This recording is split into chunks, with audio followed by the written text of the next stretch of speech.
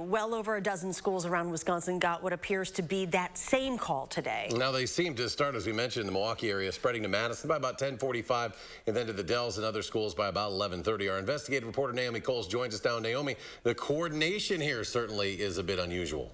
That's right. Here's what surprised me when I dug into this today. Wisconsin is just the latest of what appears to be about 24 states around the country experiencing a similar onslaught of fake threats since around mid-September.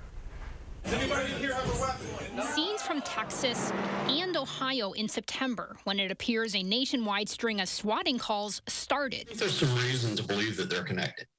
Certainly. Mo Kennedy of the National Association of School Resource Officers says it's gotten so bad, their organization had to put out new guidance for schools in the last few weeks about how to respond. Part of the guidance is that you have got to follow the policies and procedures that you would if it were a real event. What's remarkable here, however, is the similarity in the calls into Wisconsin today and many of the calls to schools nationwide. Take this call in Ohio. He opened fire on the students.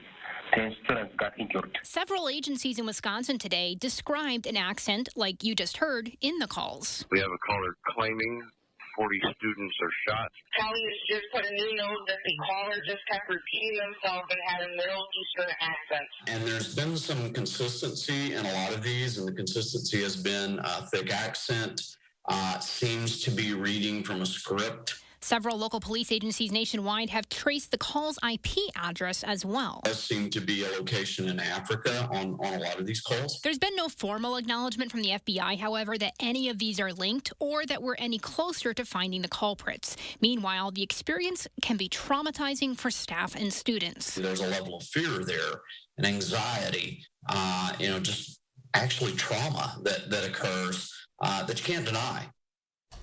I should mention here, IP addresses, they can be faked, and there's plenty of voice changers to alter voices over the phone. So whether this puts authorities any closer to the real culprit, that is still an open question.